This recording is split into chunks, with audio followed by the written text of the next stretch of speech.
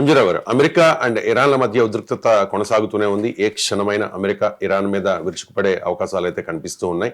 ఈ నేపథ్యంలో అమెరికా సైన్యం అభివృద్ధి చేసిన ఒక నాన్ న్యూక్లియర్ బాంబ్, దాని పేరే మదర్ ఆఫ్ ఆల్ బాంబ్స్, ఇప్పుడు ఇరాన్ చేతిలో ఉంది. సో ఖమేనీ వ్యూహం ఏంటి అండ్ ఈ మదర్ ఆఫ్ ఆల్ బాంబ్స్ ఏంటి, దీని ప్రత్యేకత ఏంటి? ఎస్ అంటే గత 2025 జూలైలో అమెరికా తన B2 స్పిరిట్ బాంబర్స్ ద్వారా ఇరాన్లో ఉన్న అణుక్షేత్రాన్ని అటాక్ చేసింది. ముఖ్యంగా ఇస్ఫహాను, ఫార్డో లాంటి నాటాంజ్, ఈ 3 అణుకేంద్రాలని అటాక్ చేసి పేల్చేసింది అనమాట. అందులో B2 స్పిరిట్ బాంబర్స్ వాడిన బాంబు పేరే MOAB, mother of all bombs లేదా GTU-32 అంటారన్నమాట.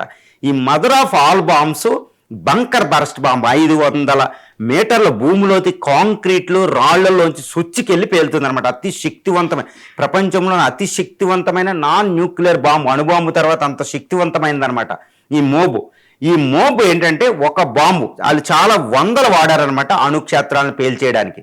వాడినప్పుడు ఈ అమెరికా B2 స్పిరిట్ బాంబర్ వాడిన ఒక మోబు మాత్రం పేలకుండా అలా ఉండిపోయింది. దాన్ని ఇప్పుడు ఖైమేనీ అంటే ఇరానియన్ దళాలు దాన్ని సేజెక్కించుకున్నాయి. అంటే సేజెక్కించుకోవడం ఏంటి, దీన్ని ఏం చేస్తే ఇరాన్ అని అనుకుంటారు.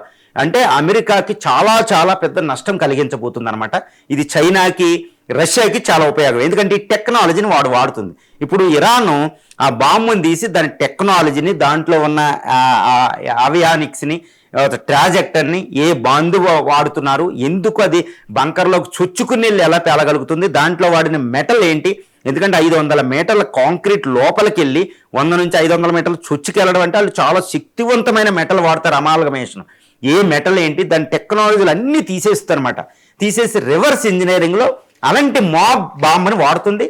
అమెరికా ప్రయోగించే మాబ్ బాంబుకి విరుగుడు కూడా తయారు చేస్తుంది అనమాట. ఇది ఇప్పుడు ఈ టెక్నాలజీని ఇరాన్ వాడటమే కాదండి, ఇటు రష్యాకి ఇస్తుంది, ఇటు చైనాకి ఇస్తుంది. రష్యాకి ఆల్రెడీ ఉంది ఫాదర్ ఆఫ్ ఆల్ బాంబ్, కానీ చైనాకి అవసరం, చైనా మిత్రదేశం దానికి ఇస్తుంది. అంటే ఏంటి, అమెరికా టెక్నాలజీ బయటికి వెళ్ళిపోయింది. కాబట్టి ఈరోజు ట్రంప్కి చాలా చాలా ఇది ఖైమేనీ ప్రభుత్వం ప్రకటించింది ఈ విషయాన్ని, ఒక మాబ్ బాంబుని మేము తీసుకున్నాం, మీ బాంబు మా చేతిలో ఉంది ఇప్పుడు అని.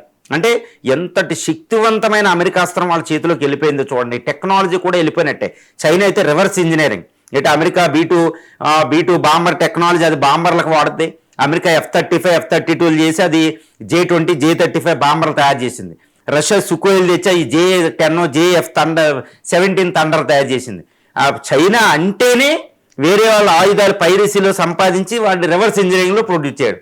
మరి ఈ బాంబు బయటకు వచ్చింది. ఈరోజు ఇరాన్కి, చైనాకు ఒక పండగ వాతావరణం. ట్రంప్కి అయితే చాలా చాలా పెద్ద విపత్తు అని చెప్పొచ్చు. ఎందుకంటే మళ్ళీ టెక్నాలజీని రివర్స్ చేసి ఇంకోటి అలాంటి బాంబు టెక్నాలజీ చాలా సంవత్సరాలు పడుతుందన్నమాట. శత్రు చేతులకు మన టెక్నాలజీ వెళ్ళకూడదు. అందువల్ల ఇప్పుడు ఈ mother of all bombs Iran చేతిలోకి వెళ్ళడం అంటే అది ట్రంప్కి ఇప్పుడు యుద్ధం జరిగే సమయంలో, యుద్ధం ఎప్పుడు జరుగుతుందనే సమయంలో అది పెద్ద షాకింగ్ న్యూస్. అది పెంటగాన్ కూడా ఆందోళనలో పడేసింది. అమెరికన్ కాంగ్రెస్కి ఇప్పుడు ఆయన సమాధానం చెప్పాలన్నమాట. ఎందుకంటే ఆ బాంబ్ టెక్నాలజీ అక్కడికి వెళ్ళడం అంటే అది అమెరికాకి చాలా చాలా నష్టాన్ని కలిగిస్తుంది అనమాట. మరి ఇప్పుడు ఖైమేనీ యొక్క ఈ వార్నింగ్ని ట్రంప్ ఎలా చూస్తారు, అక్కడ కూడా యుద్ధం ఏ క్షణంలో వస్తుందో. ఈ B2 స్పిరిట్ B-52 బాంబర్స్ని రెడీ చేశారు. ఖైమేనీ మళ్ళా బంకర్లోకి వెళ్ళాడని తెలుస్తుంది. ఎందుకంటే B-52 అన్నీ ఖైమేనీనే టార్గెట్ చేస్తున్నాయి కాబట్టి ముందే ఖైమేనీని చంపడానికి. కాబట్టి ఖైమేనీ మళ్ళీ బంకర్లోకి వెళ్ళాడు. మొట్టమొదటిసారిగా ఆయతుల్లా అలీ ఖైమేనీ 1979 ఇస్లామిక్ రెవల్యూషన్ తర్వాత నుండి ఇప్పటివరకే ఒక సాంప్రదాయకంగా వస్తున్న ఒక ఎయిర్ ఫోర్స్ మీటింగ్కి ఆయన వెళ్ళలేదు. అంటే ప్రాణ ప్రమాదం ఉందని బంకర్లో ఉన్నాడని తెలుస్తుంది. మరి ఇరాన్ అమెరికా యుద్ధం ఏ క్షణంలో రెడీ అవుతుందో చూడాలి. కానీ ఎట్టి పరిస్థితుల్లో అక్కడ యుద్ధం జరిగే అవకాశాలే ఇక్కడ ఉన్నాయి.